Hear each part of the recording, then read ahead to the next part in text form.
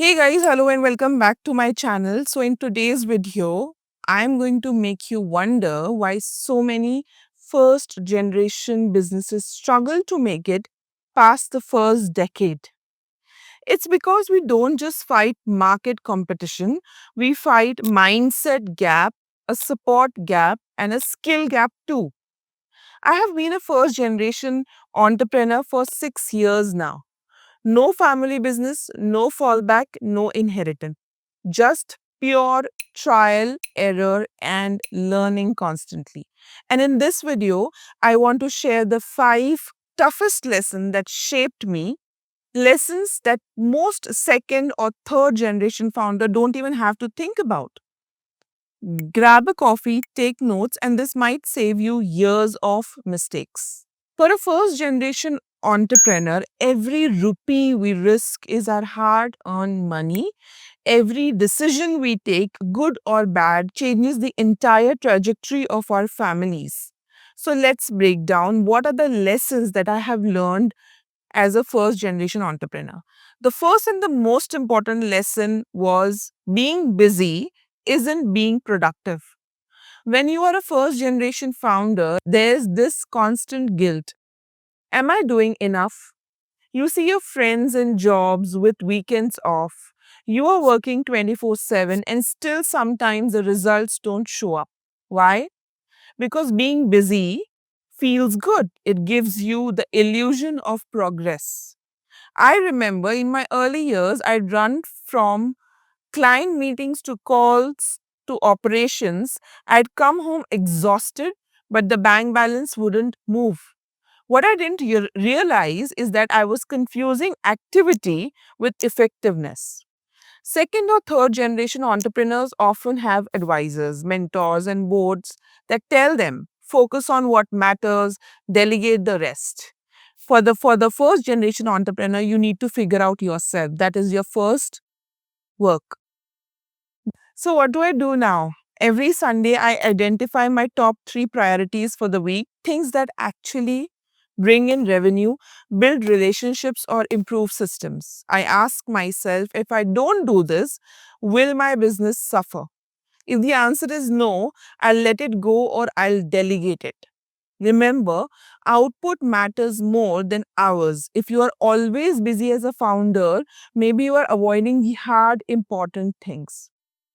The second lesson that I learned in my 6 years journey so far is cash flow is survival. Revenue is just vanity. Here's the thing.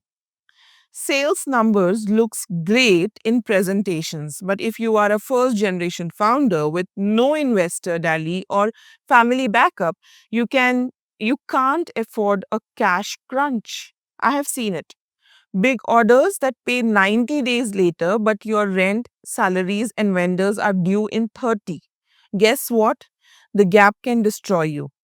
In established family businesses, the family steps in, they bridge the gap, or they have enough reserves built over generations. But we don't. I learned this when I almost missed salaries 1 month. The feeling of looking your team in the eye and saying, I can't pay you on time, is something I never want again. Now, my rule is simple: cash flow first and always.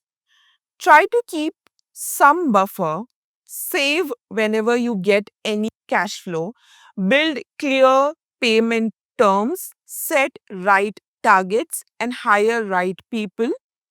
Follow up ruthlessly. If a deal is big, but the payment cycle will suffocate you, simply say no. Revenue feeds your ego, cash flow feeds your business. That takes me to the next lesson that I have learned in my journey as a founder, that is building the right team, but most importantly, right culture. Don't compromise. This is one big. When you're first generation entrepreneur, you don't have generations of loyal managers or known brand that attracts the best talent. You have to build it all from scratch. Early on, I thought, let's hire even if they are just okay. Let's let them stay Even if they are not at par, let's give them some more time. But as a first generation entrepreneur, you don't have it. Huge mistake. A wrong hire costs you time, money, and most importantly, a peace of mind. But here's the real secret. It's not just about their skills, it's about culture. In family businesses, culture has been nurtured over years. This is how we do things here. That's their tagline. They have the time and energy to wait for 1 year to audit the performance of the team. As a first generation entrepreneur, you are writing that culture from scratch, from that first person in your organization. If they match it, they stay. So here's what I have learned. There are some non negotiable skills. Every role must have clear skills and benchmarks. Don't hire a maybe. Sincerity over experience. I'd rather hire someone hungry, sincere, and coachable than a fancy resume with no commitment. Ownership mindset. I look for people who treat the business like it's theirs because it is, in a way, they are building it from scratch. Culture is most important than everything. No gossip, no blame game, radical honesty and open feedback. You can't force culture in policy document. It's in how you lead. Show up, keep your word, appreciate of efforts and right people will mirror you. The right team is your biggest leverage. Don't build it like a cost saving exercise. Build it like your legacy. And that takes me to my next lesson, that is setting clear targets and track progress for yourself as well as your team. One thing I have learned as a human will always expand work to fill the time they give themselves. If you give yourself 1 month to do something, you will take 1 month. If you give yourself 1 year to do something, you will end up taking that one full year. So if you don't have timelines, your launch will drag on for months. Your sales pitch will never be ready. Your key decision will stay stuck and you will end up shutting down your business. So what do you do instead? Go granular. Big annual goals are great. Quarterly targets also important, but the real magic is in what you do every single week and every single day. These are my three non-negotiable tasks this week. That's what I ask for myself. What tiny daily action push me closer to the goal that I have set in for myself or my team or my organization? How do I track it? That is very important. Pen and paper, Google Sheets, Notion, anything that helps you track and document it. Because here's the secret, when you measure, you improve. And if you don't measure, you drift. But it doesn't stop with you. If you are leading a team, whether it is a two people team or a 200, they need realistic, and visible target to achieve, to be appreciated for, and to grow. So it's important to also celebrate the small wins and call out what's off track with solutions and not blame. Timelines create focus. Small, clear targets create momentum, and momentum it beats busyness every single time. So don't just work hard, work smart, track smart, and keep your team focused. Keep yourself focused and oriented too.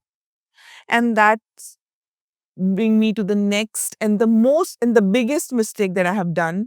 And I will definitely would want to revert it is stop running after funding. Build a business that funds itself. I can't stress this enough.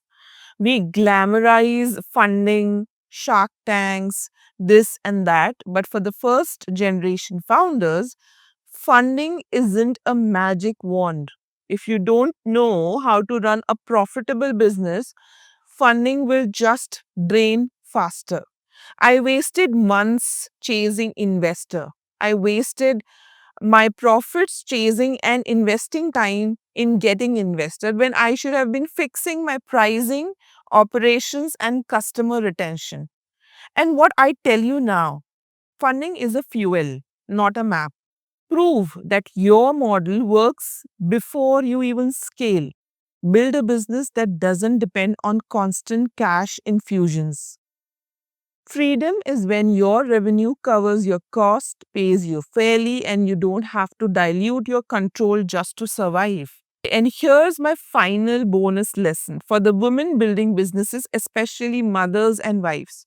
So many of us try to do it all, to be a perfect mom, to be a perfect wife, to be a perfect boss. We feel guilty asking for help. But hear me out. You can't pour from an empty cup. Your family is your first team. Let them in. If you need help with the kids, ask for it. If you need time to focus on work, communicate clearly. Don't carry the guilt of I should do it all alone. We are not superhumans. So here's what I know after 6 years as a first generation entrepreneur. No one is coming to rescue you. Build your own safety net and you build it by choosing productive work over business, protecting your cash flow, building the right team, building the right culture that works even when you are not there, and creating real connections. To everyone out there building from scratch, I see you. It's harder, but it's worth it. If this video helped you, share it with your fellow founder. Drop your biggest lesson in the comments. Let's discuss.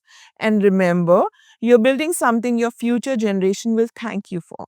Until next time, keep building. Signing off for the day, Karishma.